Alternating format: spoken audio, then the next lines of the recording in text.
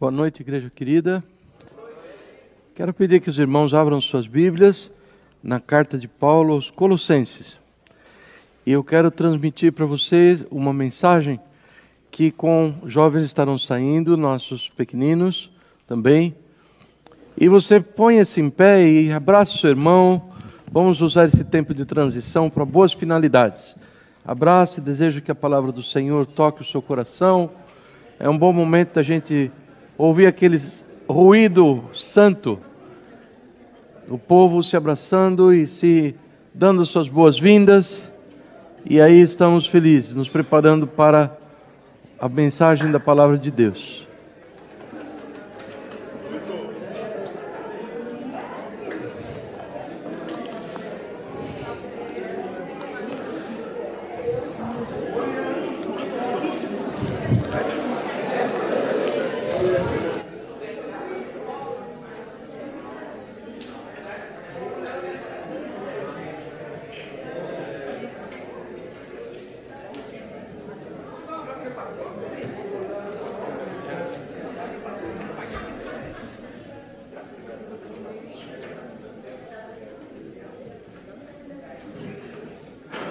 Muito bom. Eu não sei se eu desço o púlpito e fico aí mais perto de vocês, ou se talvez alguns irmãos que estão tão longe pudessem chegar um pouco mais perto. A gente pode fazer uma votação. O que nós não podemos é perder a oportunidade de aproveitarmos ao máximo esse evento, porque a vida passa e nós temos que aproveitar do melhor que nós podemos daquilo que Deus nos dá, da oportunidade que Ele nos dá. Os favoráveis do pastor descer e ficar ali no meio de vocês, levante uma das mãos. Eu vou fazer com muita alegria. Não? Então eu quero entender que vocês estão aceitando a outra posição, que é de vir mais adiante. Muito bom, muito bom. Eu também entendo que os irmãos que ficam lá atrás têm necessidade às vezes de ser chamado para o berçário, né? Estou vendo Dani e Renata, talvez tem que sair por causa de algum chamado das professorinhas. Não sei se as crianças estão lá hoje ou não, mas isso é justificável. E no demais eu queria muito pedir que os irmãos que ficam para trás por alguma outra razão viessem à frente. É muito mais proveitoso, muito mais, rebanho anda junto. E é isso que eu quero promover. Isso que eu quero promover. Atendam os seus pastores, irmãos. Faz bem obedecer.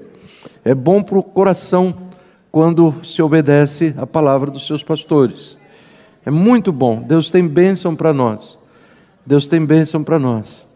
Isto. Eu estou vendo que o Eduardo permaneceu, porque ele está ali tomando conta da porta de entrada, onde sempre existe alguma situação a ser resolvida. Obrigado, Eduardo, pelo seu serviço, nosso diácono amado. E aí estamos.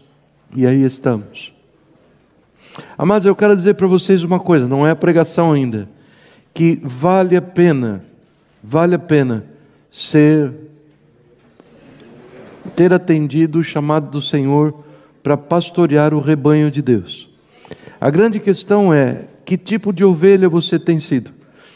Porque para algumas ovelhas, elas têm reagido muito mal à existência de um pastor.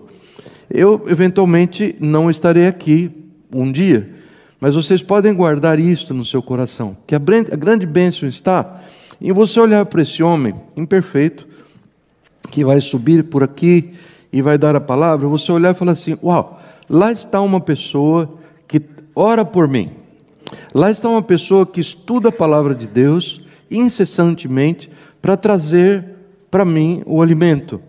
Por isso eu vou honrá-lo com obediência. Eu vou me deixar guiar. O que vocês acham dessa ideia?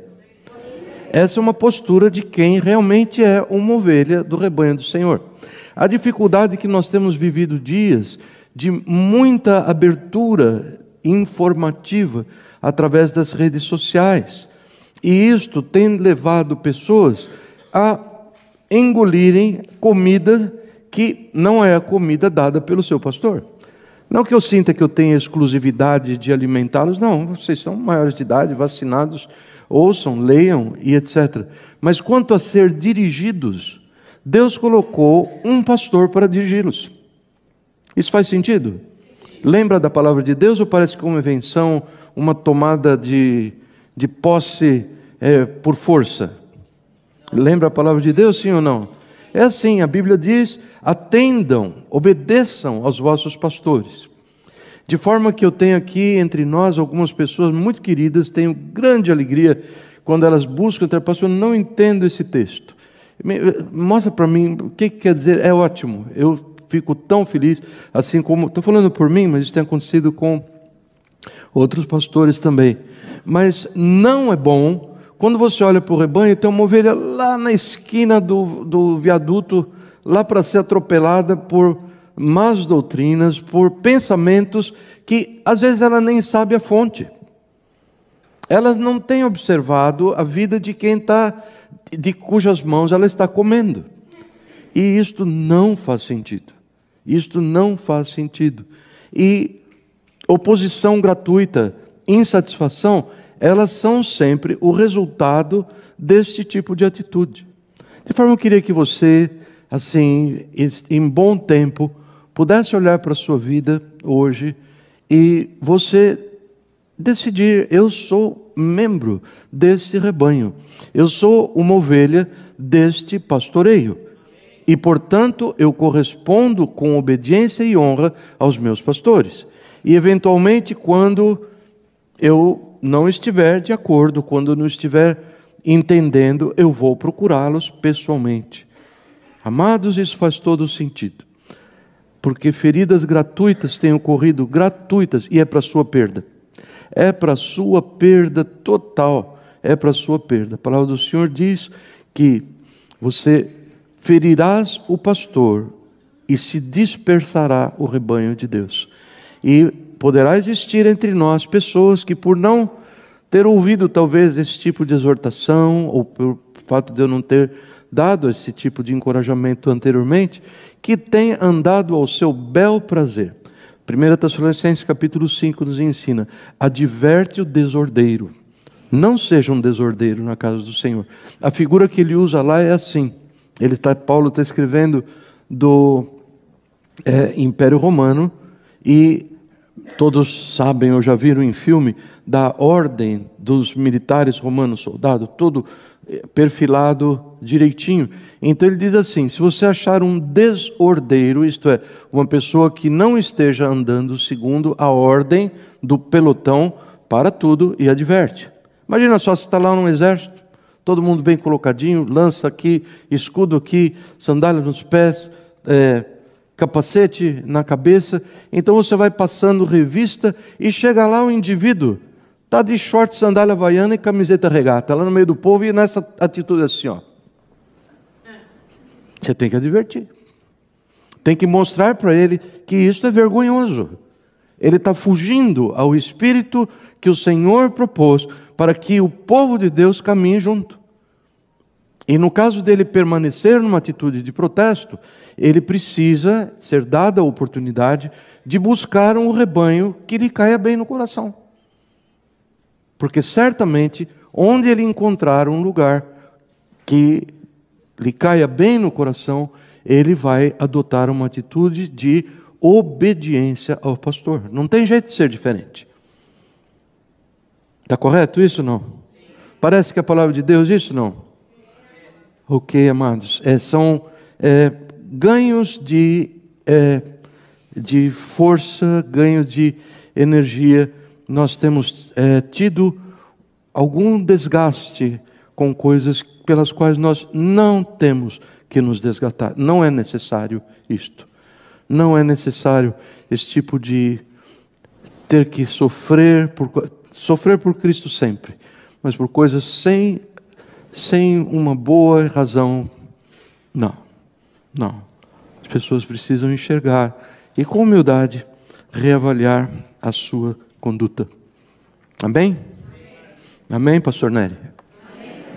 Muito bom. Muito obrigado.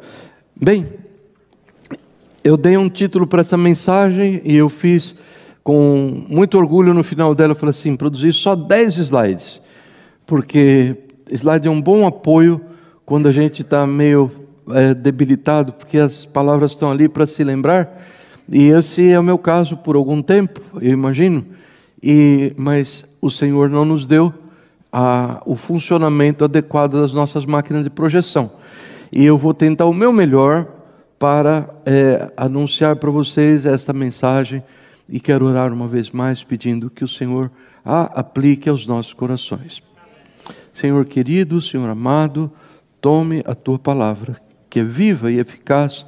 Ela é como uma espada de 2 gumes, corta dos 2 lados, e ela penetra tão profundamente como nada mais pode penetrar. Nada pode penetrar tão profundamente, porque nos ajuda a discernir, ajuda os teus servos, ajuda aquele que ainda não é teu servo, a discernir os pensamentos que vão no seu coração. Oh Pai amado, e diante desta bondade tão grande, o Senhor lançar luz sobre esta caverna escura que tantas vezes é o nosso coração, ao recebermos esta bondade, Senhor Deus, que em resposta a esta bondade, sejamos levados ao arrependimento, arrependidos, voltemos ao Senhor. É um privilégio ser lembrado pelo Senhor de que somos pecadores, perdidos, mas que Deus amou o mundo, amou esses pecadores de tal maneira que deu seu Filho amado para morrer, derramar o seu sangue, nos substituindo naquela cruz. Jesus, o único Salvador. É um privilégio que o Senhor nos tem dado. Oh Pai amado, peço em nome de Jesus que estejamos nesta posição, cada um do seu povo, que isto seja feito pela Tua graça, para nos preparar para a entrega da Tua palavra em nome de Jesus. Amém. Amém. Vocês têm a sua Bíblia aberta já em Colossenses? Não? Todo mundo sabe o que é isso aqui? É uma lupa. Vou ler de lupa, porque as letras da minha Bíblia estão encolhendo de tamanho. O meu olho continua o mesmo, mas a letra está ficando pequenininha. Ok? Eu vou convidar os irmãos a seguir a leitura que nós vamos fazer. Uau, que coisa boa! Está projetando? Ou é só lá atrás? Hã? Ah, só lá? Então não é vantagem. Não, é vantagem, claro, deixa lá. Com a lupa, sim. Eu dei o nome para essa mensagem, que é mensagens, não mensagem, né? Mensagens para uma pequena igreja. Olha ao seu redor. Nós somos uma pequena igreja. Nós somos uma pequena igreja. Nós temos talvez no livro do registro de membros, alguma coisa ao redor de 280, 300 pessoas. É conversa para boi dormir. É gente que gosta de deixar nome porque acha que vai auferir alguma bênção de ser membro de alguma igreja. Na realidade, na prática, Jesus nos diz que aquele que tem os meus mandamentos e os guarda, esse é o que me ama. E a igreja do Senhor Jesus é um rebanho humilde que vive da graça do Senhor para obedecer os seus mandamentos, porque ama o Senhor. Essa é a igreja real, e a nossa igreja é uma pequena igreja. Nós somos esses que estamos aqui, daí para menos. Depende da direção que o vento sopra, depende do tanto do sol que faz, depende do calendário ter um feriado pela frente, e o povo vive assim como o meu instrumento favorito, que é uma sanfona, ao invés de haver um comparecimento fixo, onde a pessoa vem, ele vai começar hoje, mensagens para uma pequena igreja, número 1, o que será número 2, o que será número 3, nós temos perdido esse privilégio, porque nós vivemos uma época de apostasia no mundo, em que pessoas andam distraídos com muitas coisas, nós temos sido levados, nós temos nos tornado, a igreja do século 21 tem se tornado aquela terceira semente, sobre a qual Jesus falou. A primeira semente caiu na beira do caminho, os pássaros levaram, comeram, os viajantes as esmagaram, nunca deu fruto nenhum. A segunda semente é o apóstata que ouve a palavra com alegria e parece que vai acontecer coisa, e Deus faz um milagre, ele, uau, dessa vez peguei fogo e etc, mas só questão de tempo, ele cospe no prato que comeu, ele vira as costas, ele despreza o Senhor até a próxima necessidade, se der tempo, porque em geral a palavra nos diz que estas pessoas, vindo o tempo da provação, elas secam e morrem. A quarta semente é aquela que cai em boa terra E o Senhor nos diz: esse é aquele que ouve a palavra com alegria, num coração honesto e bom, e dá muito fruto. Mas a terceira semente é esta, que tem sido a representação da nossa igreja, de outras igrejas que você deve conhecer, muitas igrejas e muitos crentes individualmente, e que precisa nos levar. A visão da terceira semente precisa levar o povo de Deus a clamar ao Senhor por misericórdia e graça. Senhor, eu não quero ser assim, mas eu vejo que os meus atos são assim, eu vejo que as minhas preferências são assim. E o que é ser assim?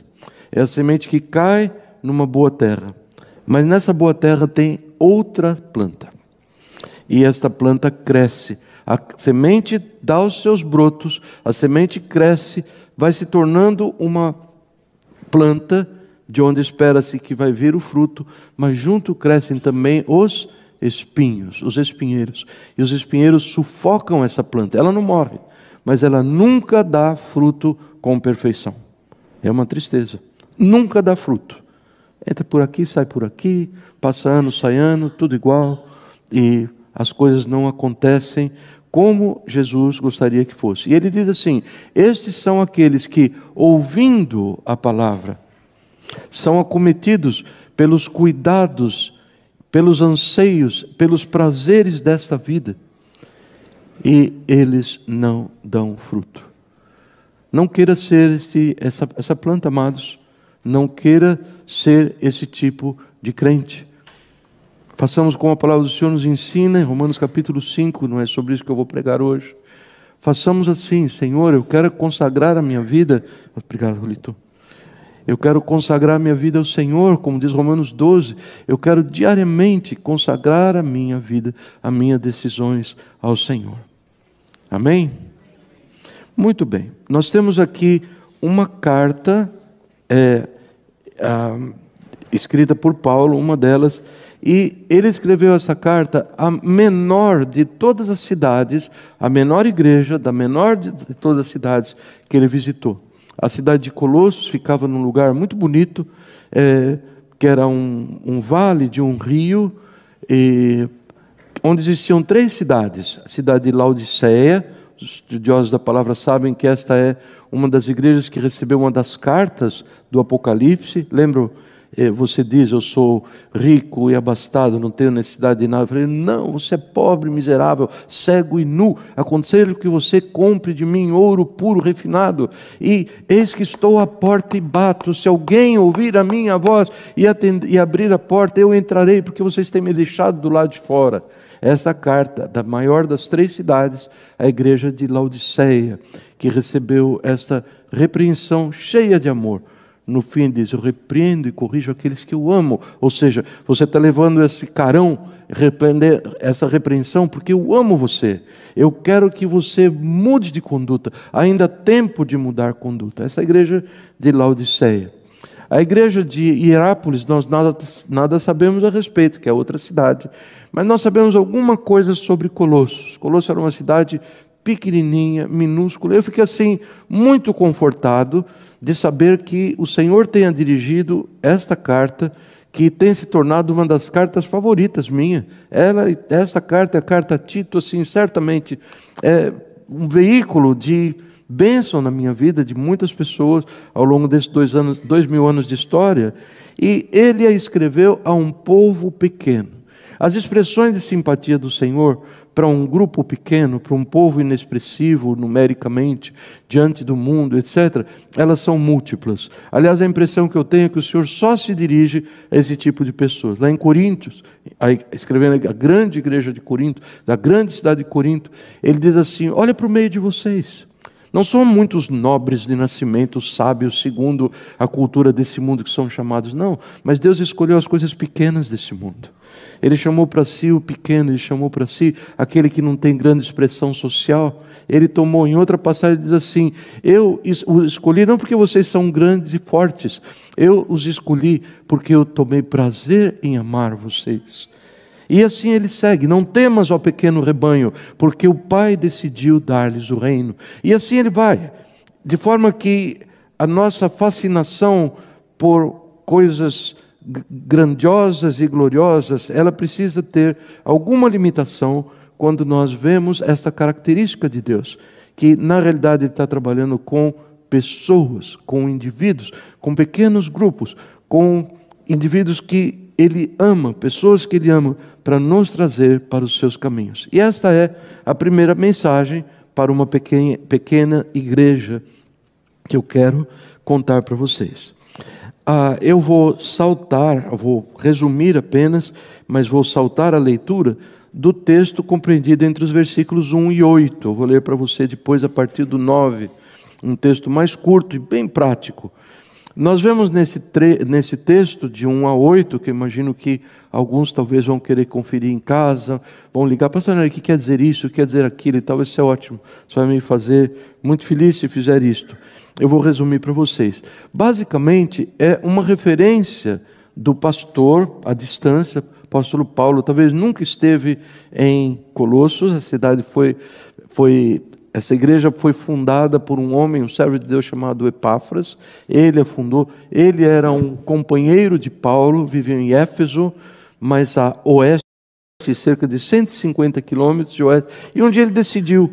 A palavra de Deus estava se espalhando por toda aquela região, e Epáfras foi para o vale do rio Licos, esse era o nome, e lá ele pregou, e lá foram formadas estas 3 igrejas, e a menor delas, como eu disse, Colossos. Então o que nós vemos é Paulo tendo sido informado sobre a igreja, como as coisas corriam na igreja. Ele escreve assim, dando a sua nota de felicidade, de aprovação, de como Deus estava contente com ele. Como ele escreve essa carta para pessoas cujo rosto ele nunca viu, assim que ele se refere quando ele fala sobre essas 3 cidades. Nunca vi o seu rosto, vocês nunca viram o meu. No entanto, eu estou tão feliz, estou muito contente. Por que será que ele estava feliz e contente? Por que será que Deus estava tão feliz e contente? Vocês gostariam de saber? Sim?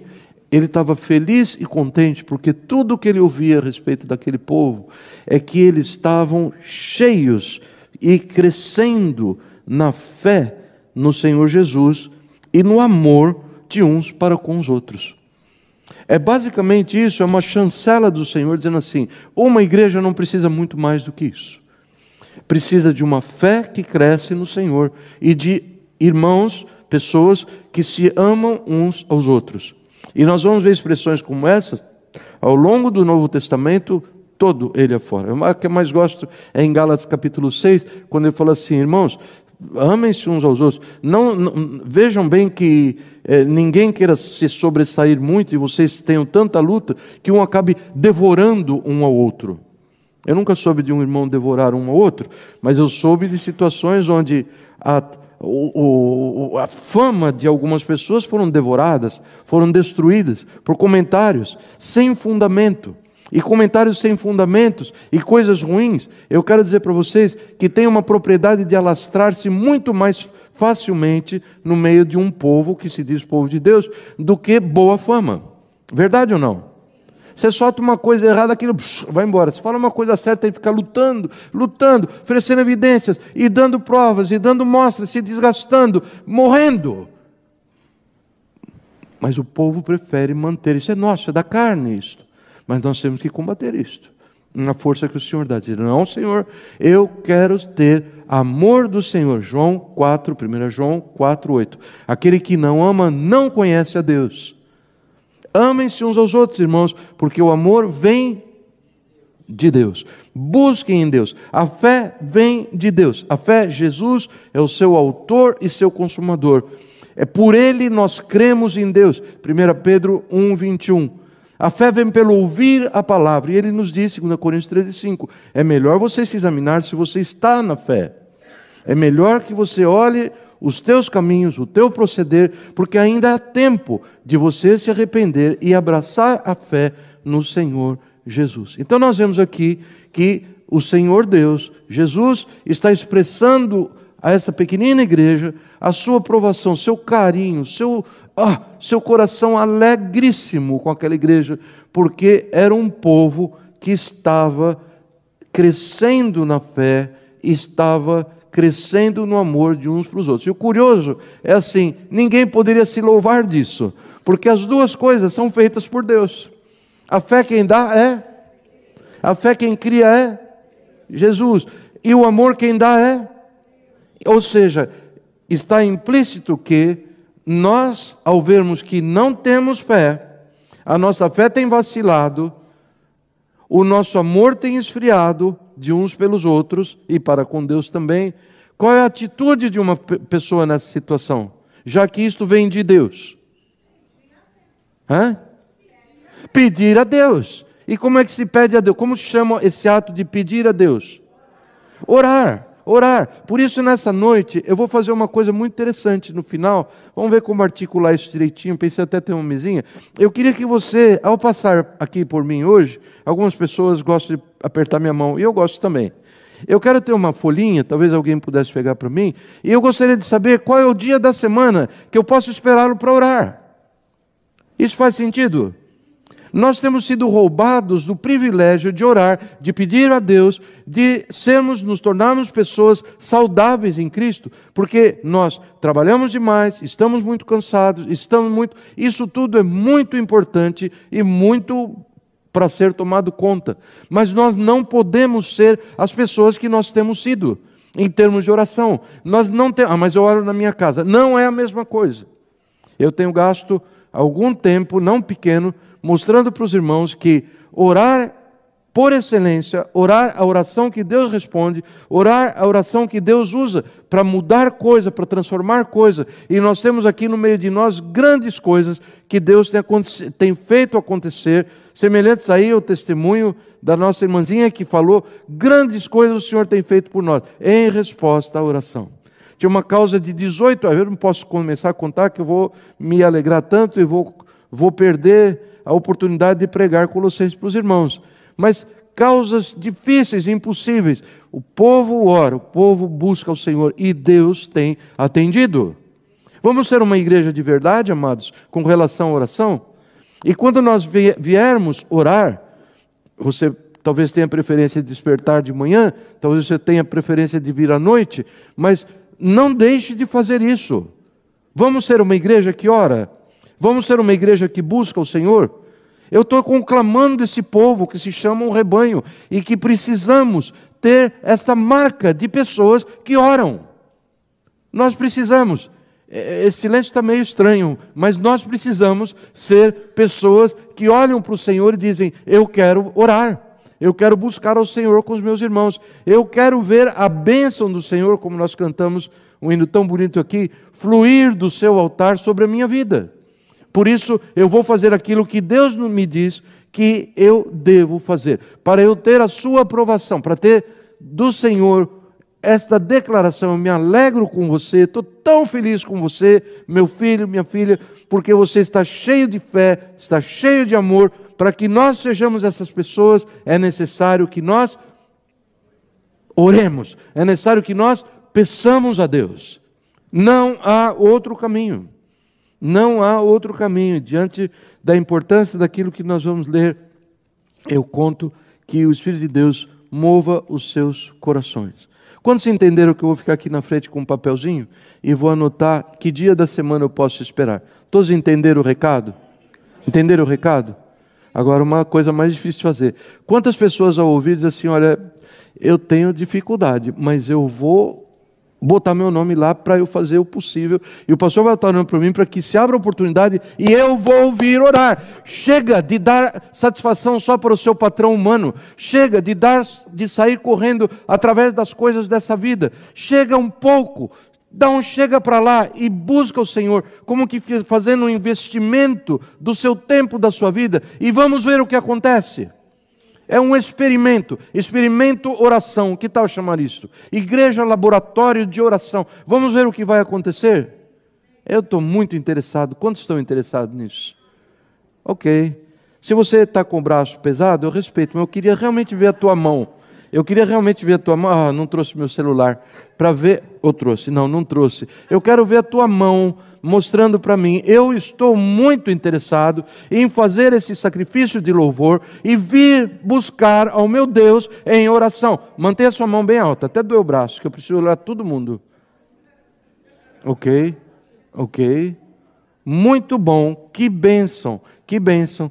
Talvez amanhã cedo nós já vamos ter um reflexo disso, ou talvez amanhã à noite, ou terça cedo, ou terça noite, ou quarta cedo. Quarta noite tem reunião da nossa família hispana. Quinta-feira de manhã ou de noite, ou sexta-feira de manhã. Vamos dar essa alegria ao coração do Senhor, meus amados?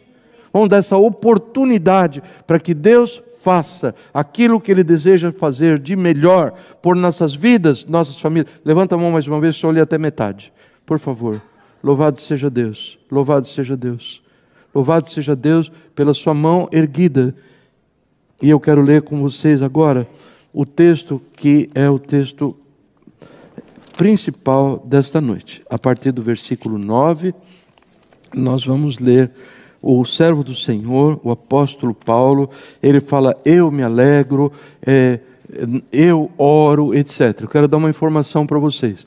Os verdadeiros apóstolos, as pessoas a quem Deus ungiu com esse dom extinto do apostolado, tem muita gente chamando de apóstolo, apostolesa hoje em dia, invenções humanas, porque a definição de um apóstolo segue rigidamente algumas definições. Uma delas, que a pessoa tenha visto a Jesus cara a cara.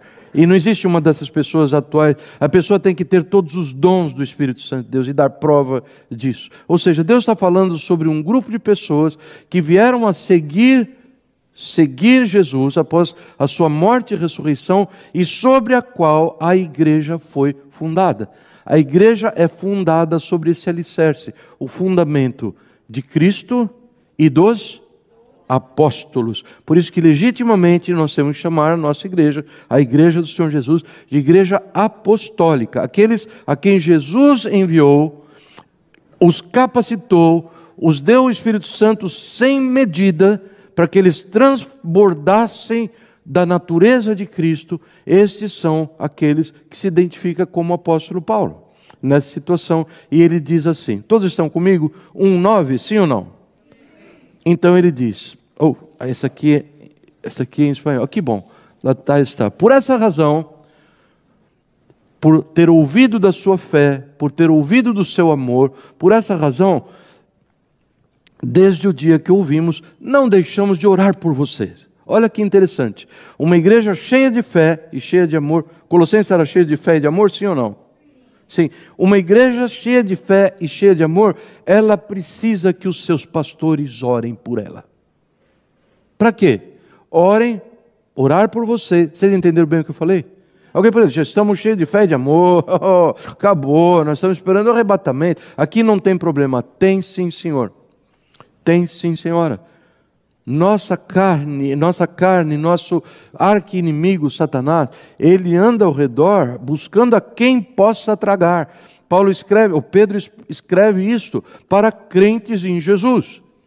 Ele fala aí, sejam sóbrios, vigilantes, cuidado com o bicho, cuidado com o Satanás, porque estas tentações, estas provocações de Satanás estão ocorrendo entre todos os seus irmãos em todo o mundo, inclusive em Colossos, onde a fé era abundante e o amor era abundante. Ok? Então não existe essa situação onde a igreja não precisa de oração. Não existe isso. Estou tão bem, olha, nem oro mais. Já nem peco mais, não oro. Mentiroso você é. E blasfemador, porque Deus diz que todos pecamos. E nós precisamos de estar diante do Senhor, ao pé da cruz. Vamos tomar isso a sério, amados. E ele escreve então, eu não tenho deixado de orar por vocês, não deixamos de orar por vocês. E de pedir o quê?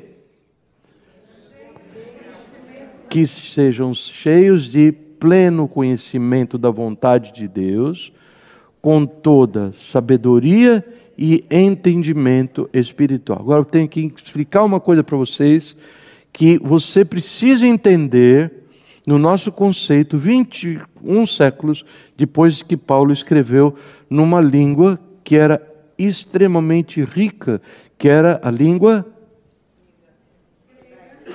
grega. onde ele escreveu o Novo Testamento. A palavra grega, a língua grega é tão rica. A palavra amor, por exemplo, você fala assim, amor, eu amo. Amei o peixe que a Dé fez hoje. Você fica confuso. Pessoa, isso quer dizer que você tem tanto carinho pelo peixe como você tem por uma criança que você gerou?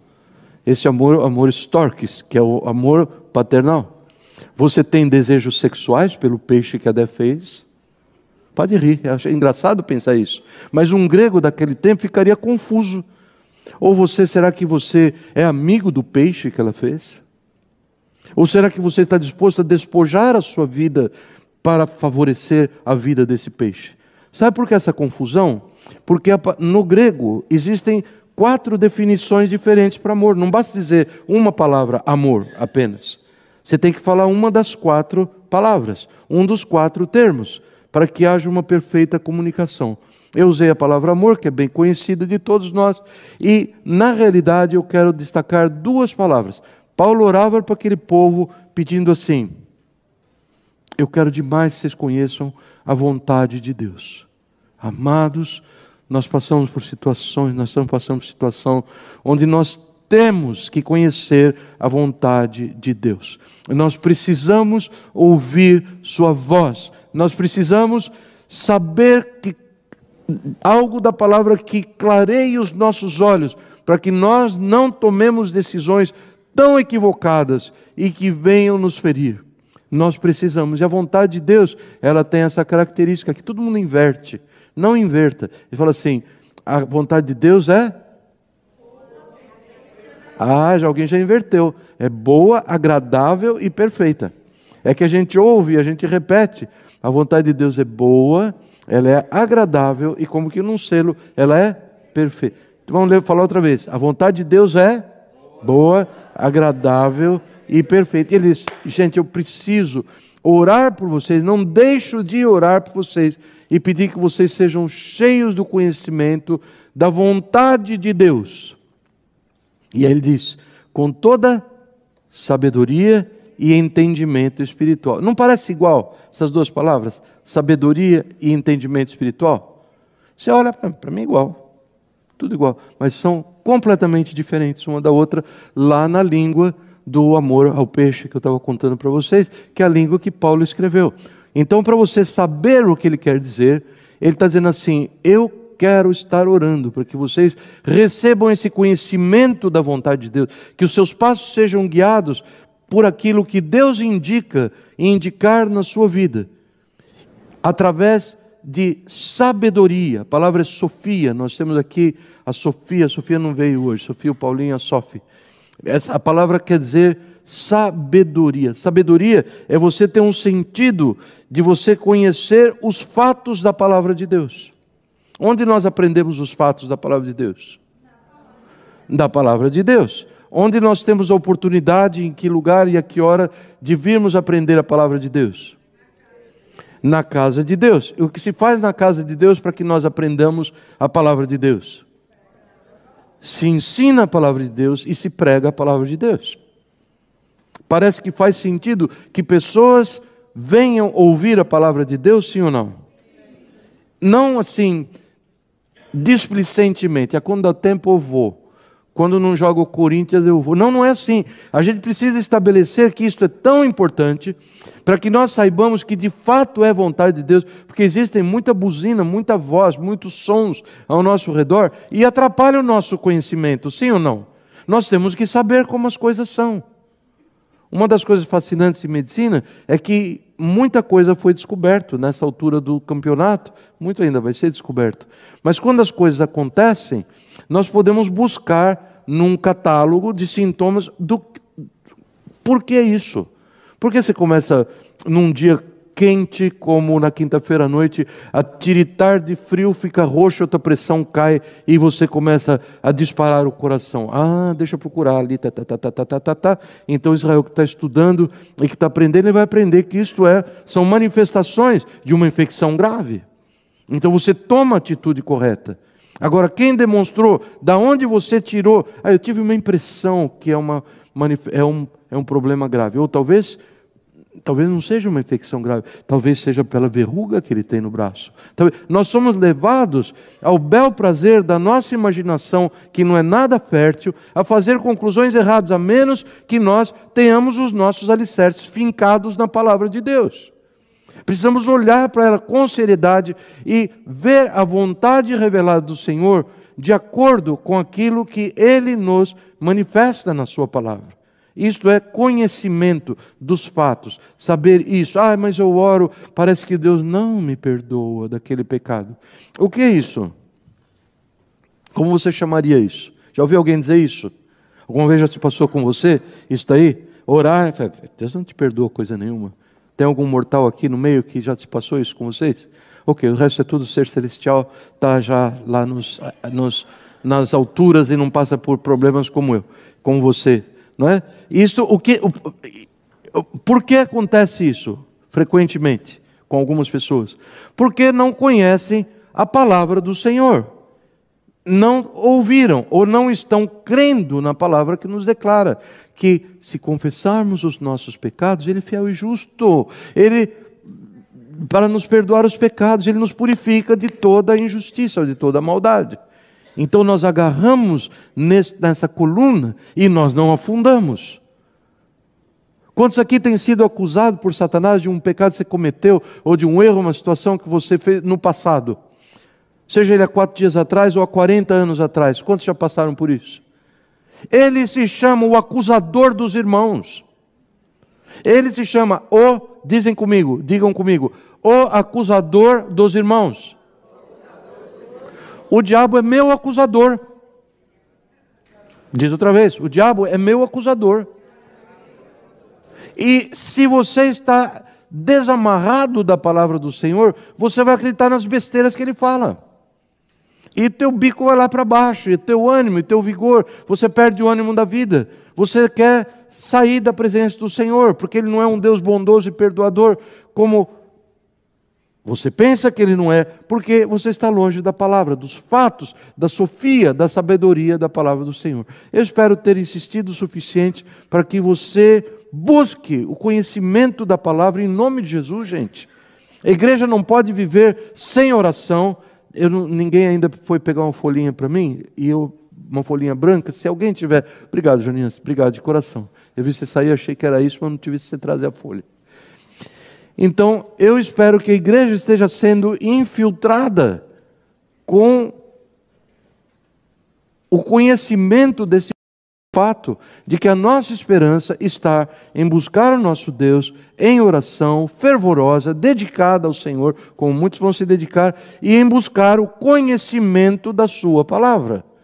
Conhecimento da sua palavra que pastores e mestres têm para oferecer para os irmãos. Quantos vieram à escola dominical hoje? Levante a mão. Levante a mão. Bem grande a mão, assim, bem alto. Que bom. Louvado seja Deus. Louvado seja Deus. Quantos ao ouvirem essa palavra pensam, uau, que coisa boa. Eu vou fazer o meu melhor, vou me dedicar ao Senhor para vir a semana que vem. Quantas mãos poderiam fazer isso?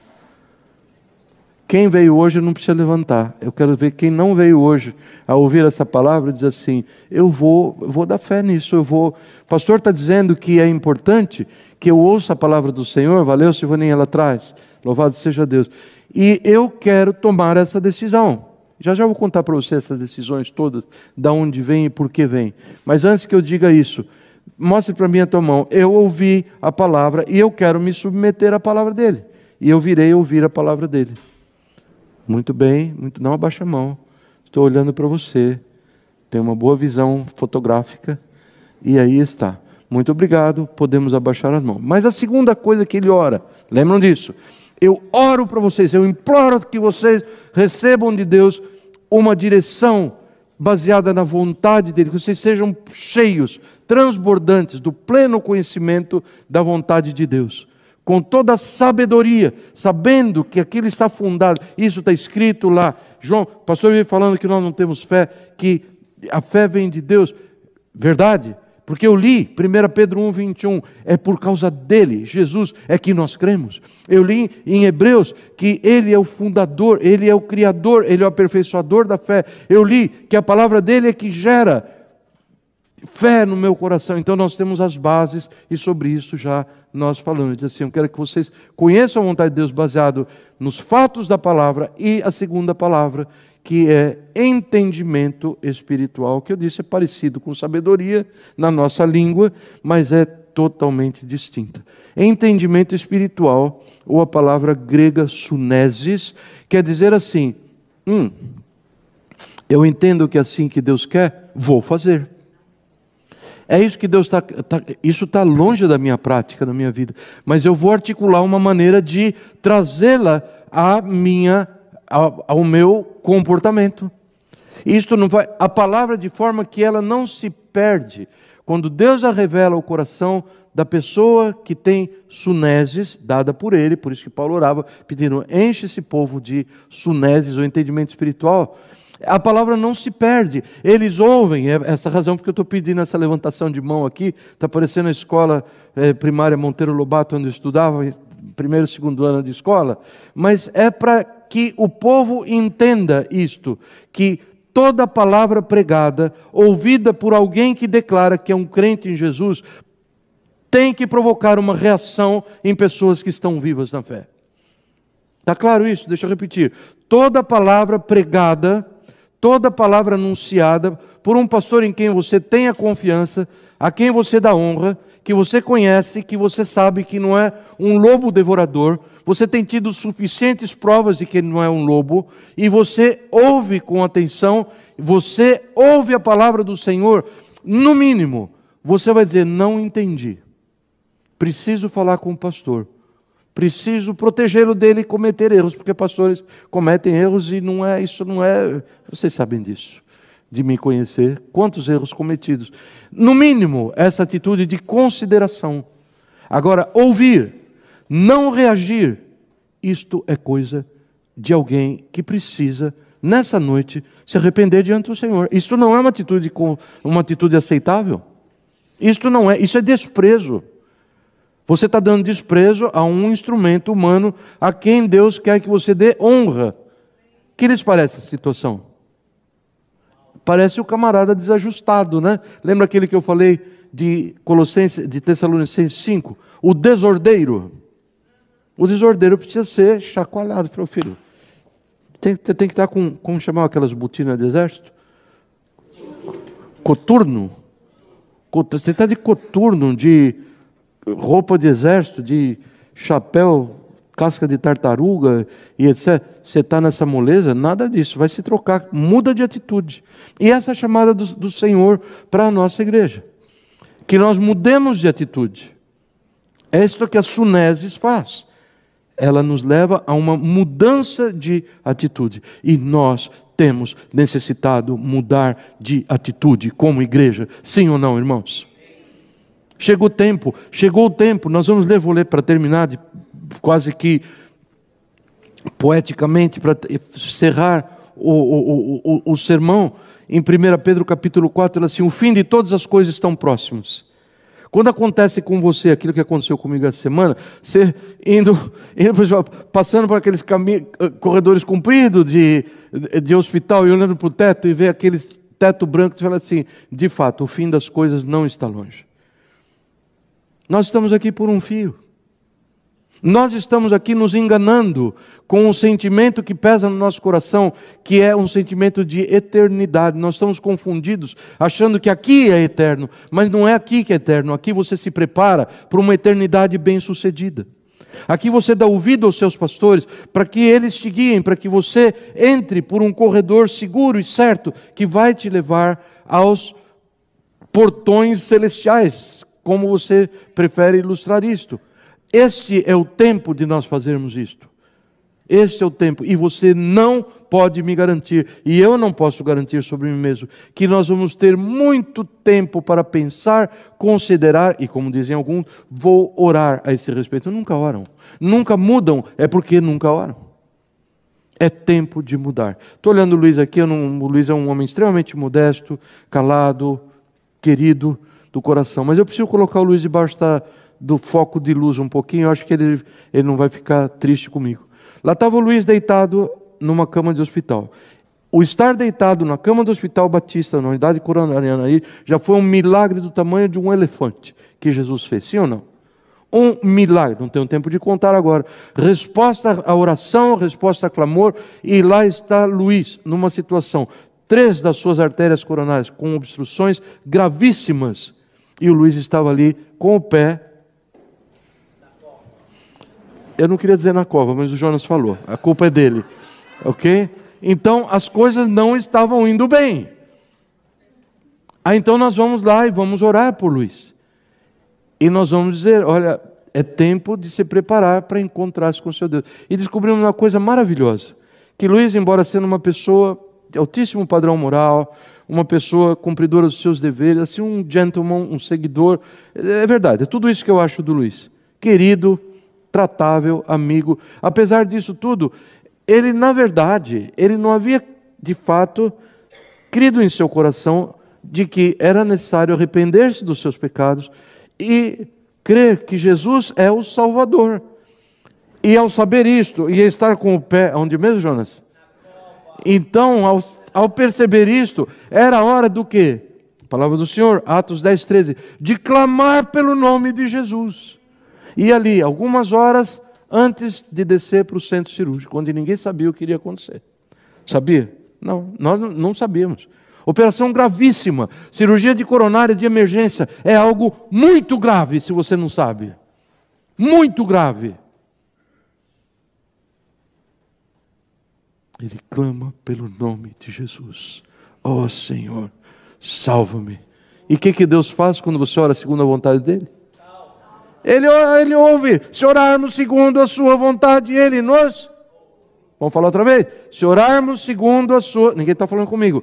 Se orarmos segundo a sua vontade, Ele nos ouve. É vontade de Deus que todos ouçam a palavra, que todos se arrependam e todos cheguem ao conhecimento da verdade. Sim ou não? É vontade dele. A pessoa clama ao Senhor Jesus, salva-me, Senhor. Não sei não. Não é essa a atitude de Deus. Ele vem, ele salva, e ele busca, e ele dá provas. E lá está Luiz ainda cheio de tubo aqui, tubo em tudo quanto é lugar. Lá na terapia intensiva depois, e nós vamos lá, Luiz, nós vamos aqui orar por você. E oramos um pouquinho para não incomodar muito, e vamos saindo assim, pastor, eu quero orar também. Isso é nova vida! É vida de Deus que entrou dentro do Luiz. É outra cara, olha para todo mundo, Luiz. Faz assim, ó, olha, está mais bonito, mais jovem, mais tudo. Não só porque resolveu o problema da coronária, porque um dia ele vai partir. Ou não? Um dia a irmã que deu testemunho aqui, que Deus curou de câncer, quero lhe dar uma notícia muito interessante. Um dia você vai morrer. De alguma coisa você vai morrer. Eu vou morrer. Cada um de nós aqui. O mundo tem sido uma prova de que ninguém vive para sempre neste tempo chamado vida terrestre. Nós partimos dessa vida. E se a nossa esperança em Deus consiste apenas em receber bênçãos desta vida, nós somos os mais miseráveis de todos os homens. A gente ora por coisa, dói o dedão, apareceu uma verruga, está caindo o cabelo, perdeu o emprego, vai orando. E Deus, na sua bondade, porque Ele é bondoso, Ele vai dando. E nunca você toma uma posição e diz assim, não, eu quero pertencer ao meu Senhor, que foi o que Luiz fez. Sim ou não, Luiz? E aí está o Luiz, carimbado, registrado, caminhando para o Senhor em novidade de vida. Então isso é sunese, gente. Você ouve a palavra, alguns ouvem. Eu conheço uma pessoa, eram muito amigos, muito queridos. A coisa brecou na hora que chegou no batismo. E falando, e fomos juntos, e caminhamos juntos, íamos jantar, íamos almoçar. Querido, era um prazer tomar. Um dia, tenho Jesus, tenho Jesus, tenho Jesus. Oh, que coisa linda. A palavra do Senhor diz assim, para os seus discípulos irem pelo mundo e fazer outros discípulos. Para fazer o quê? Para batizá-los, em nome do Pai, do Filho e do Espírito Santo, e fazer o quê depois? Ensiná-los a guardar tudo aquilo que eu vos disse. Então disse assim, meu irmão querido, que bom, então vamos marcar, filho foi batizado ali e tal, vamos aproveitar. Não, eu tenho que pensar um pouco mais. Sabe quantos anos fazem isso? Faz isso. Cerca de 20 anos. Ele está pensando.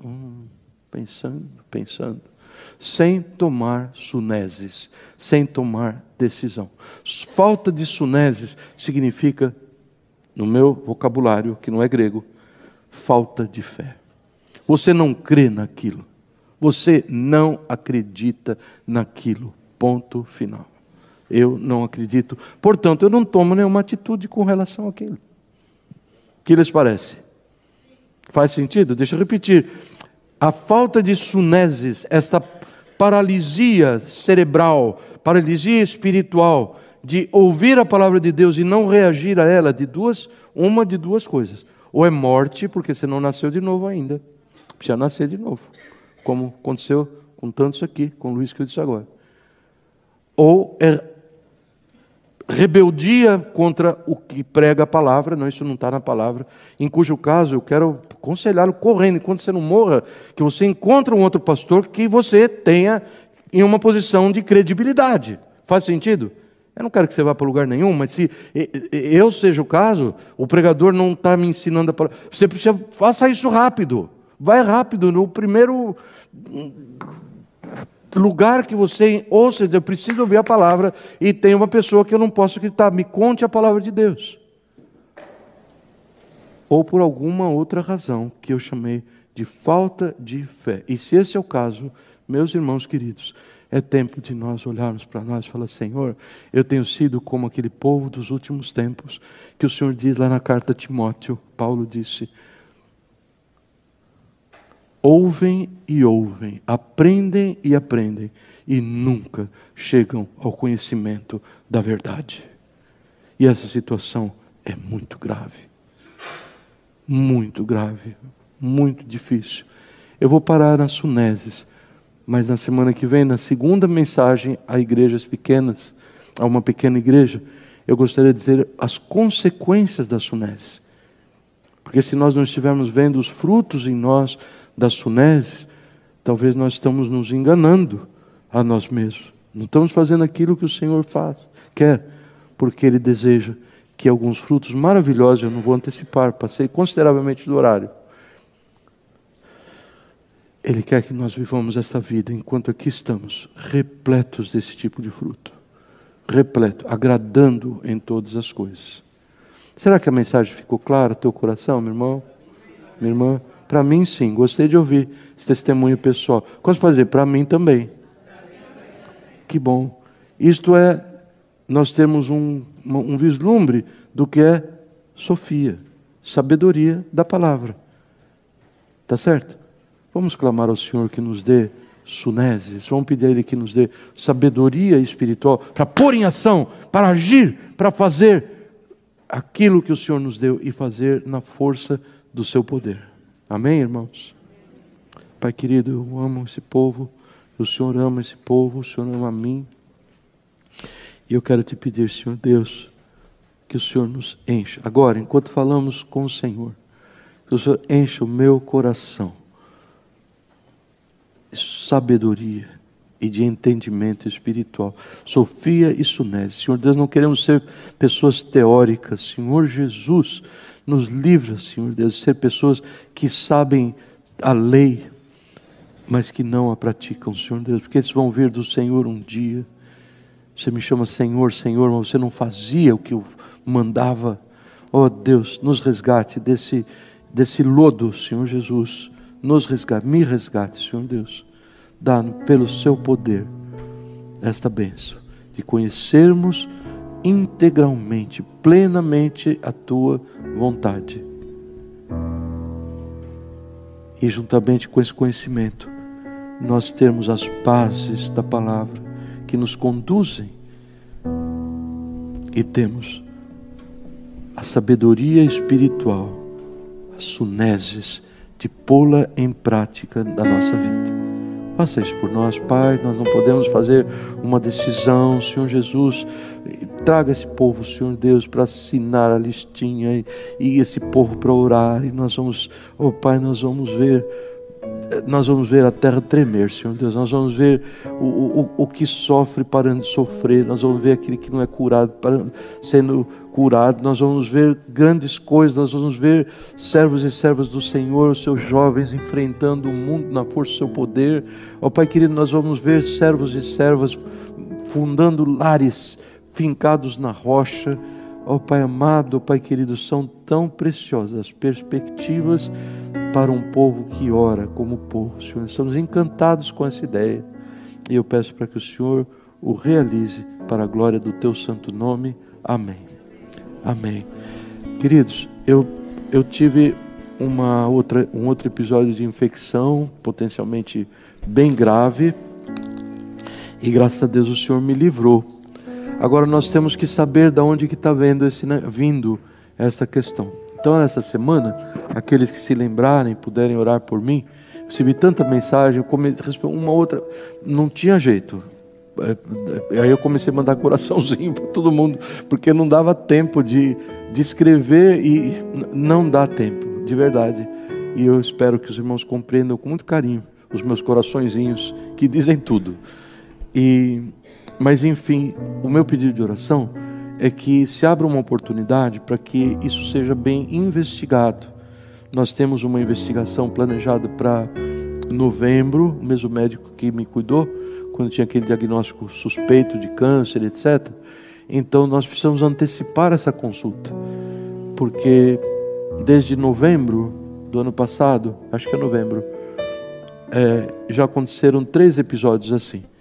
Então, uma hora a coisa pode complicar. Então eu gostaria muito que o Senhor nos desse esta oportunidade disso ser revelado e a gente poder retomar um curso de vida normal.